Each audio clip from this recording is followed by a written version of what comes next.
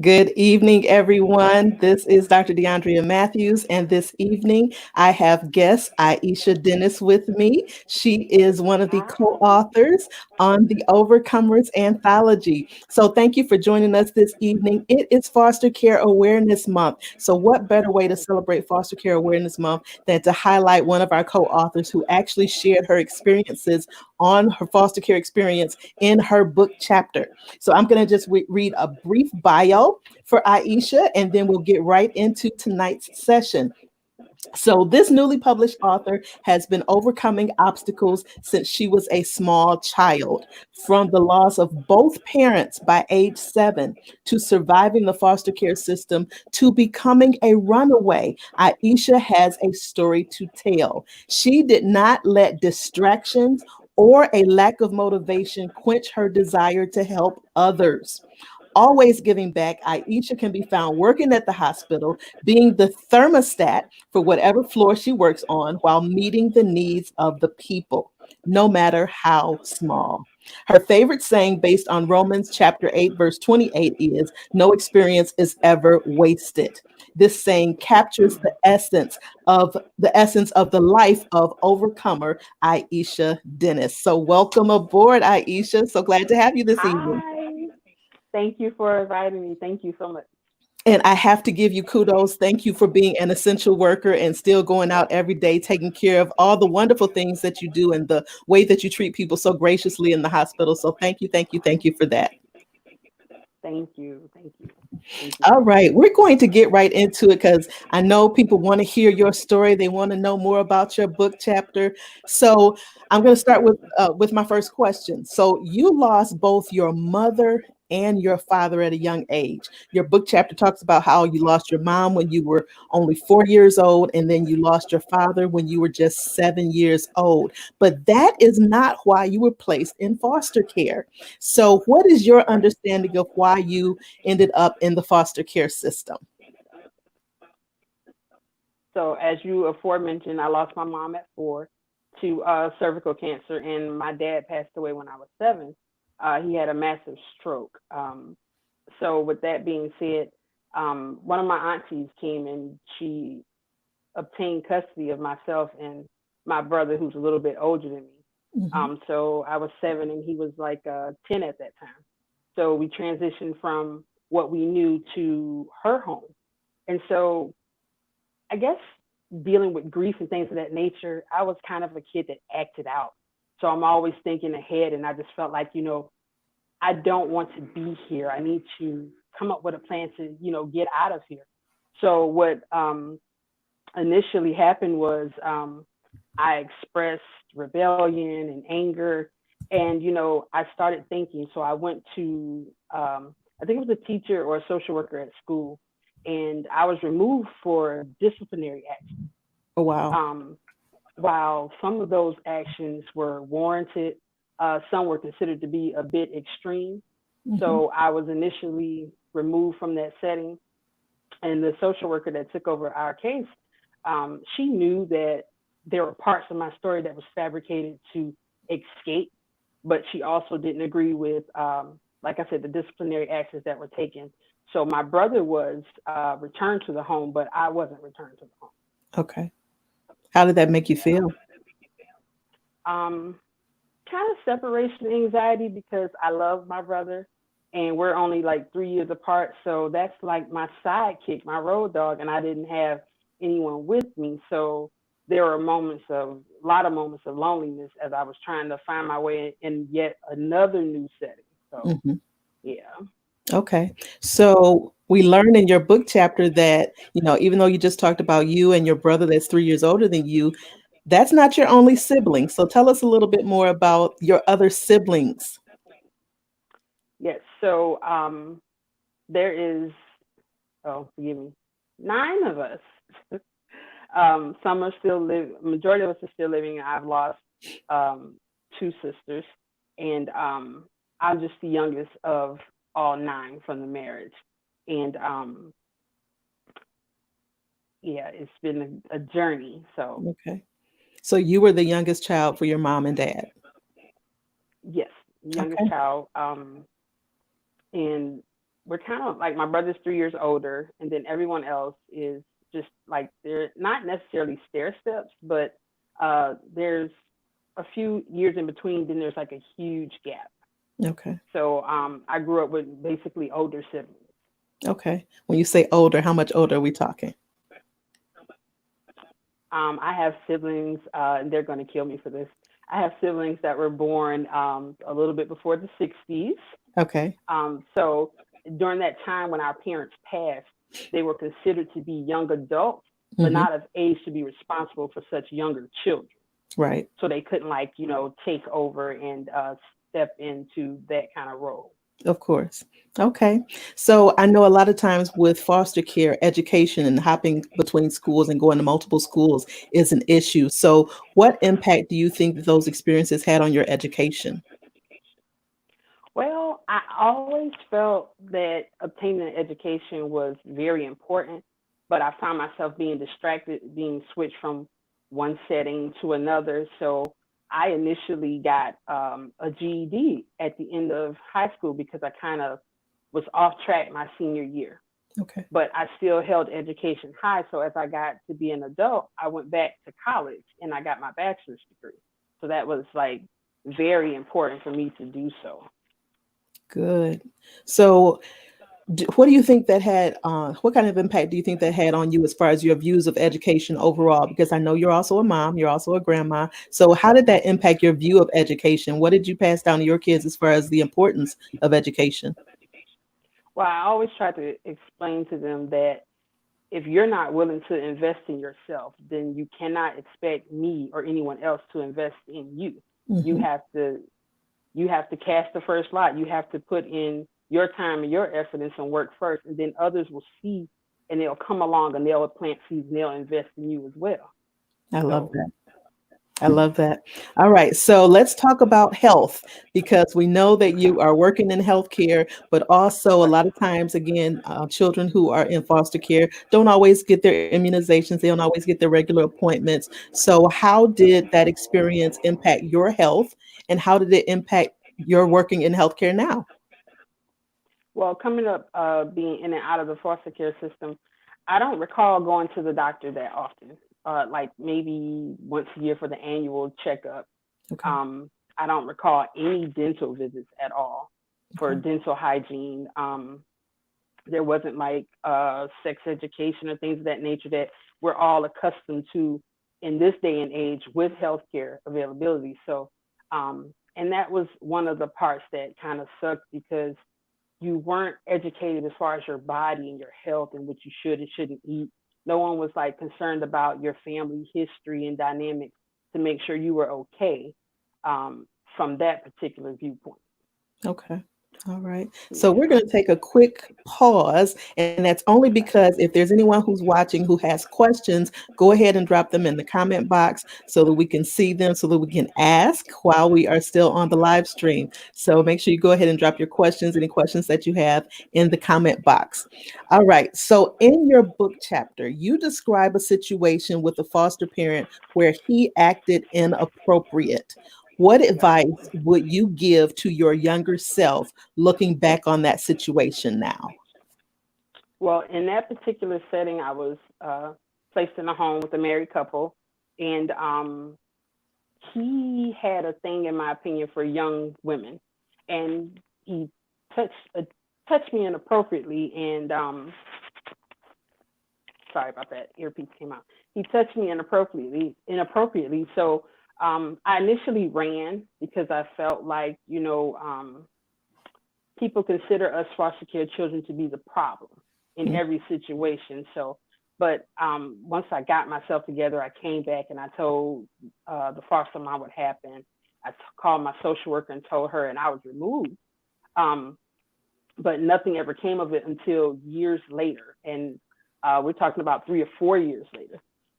So, what I would say to any child in that particular situation, keep speaking, keep telling your story, keep telling your truth, make someone listen. Do not be afraid because in the midst of that, when you're telling someone and they're listening to you, you got to keep speaking. You're going to save someone else the trauma Good. by exposing that individual. Okay, that's good advice. Yep. And for those of you who are just joining us, we are here with co-author Aisha Dennis. She is one of the authors of the Overcomers Anthology. So make sure that you reach out. You can get your ebook now on Amazon, but the paperback will be available starting June 1st. So you want to pre-order your paperback for those of you who want to read all the details of her story as well as the other stories of our co-authors. All right, so we have a question.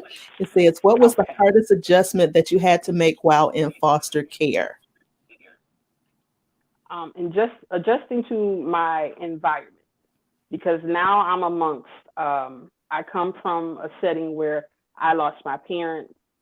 I'm in a setting now where there are individuals who were um, literally abandoned by their parents, or they are children of foster care because of addiction or molestation.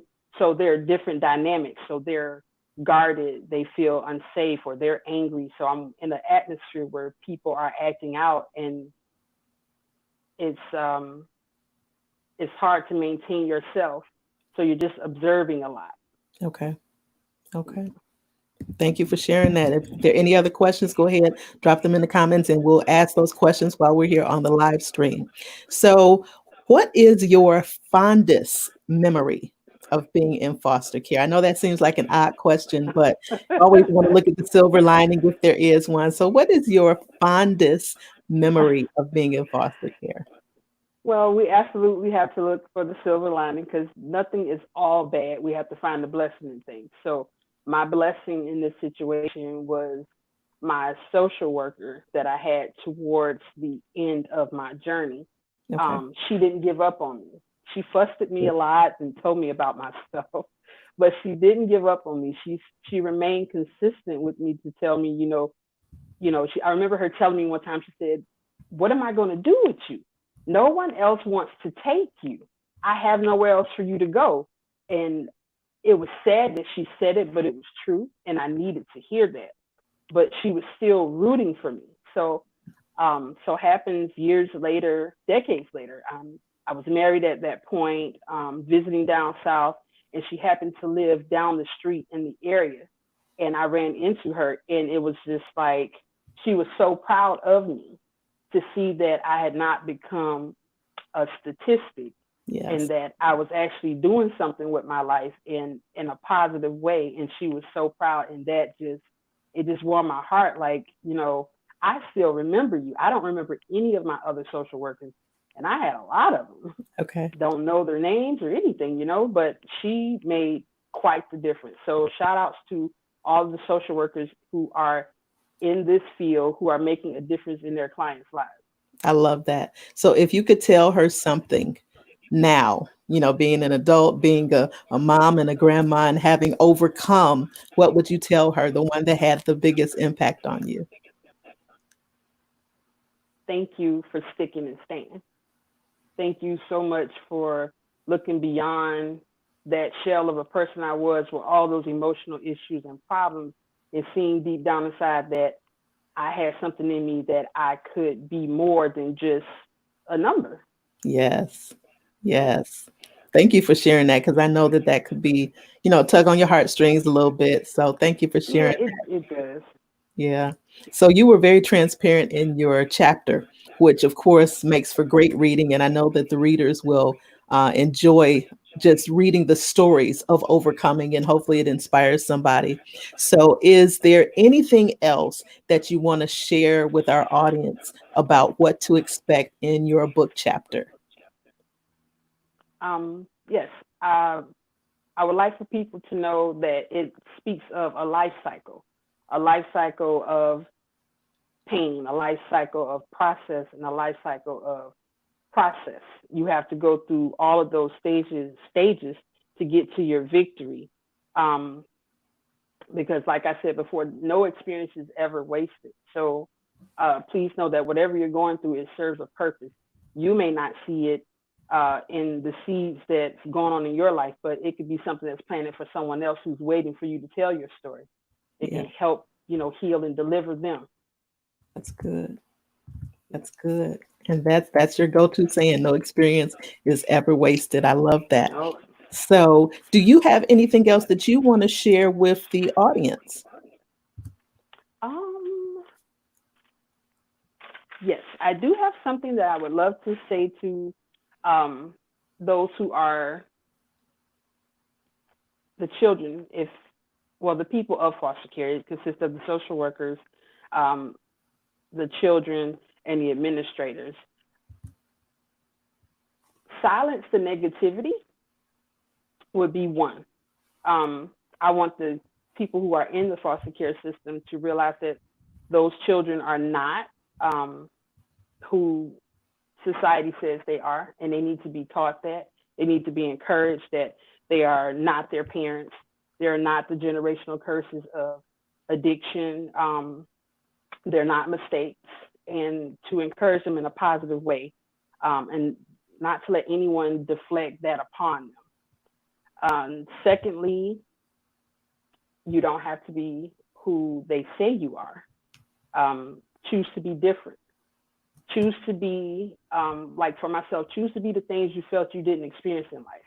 Choose to be loved. Choose to be forgiving. Choose to help someone instead of hindering them. All the things that are absent in your life or you felt that have been absent or taken from you, be those things Yeah, because we are called to be love and walk in love. good.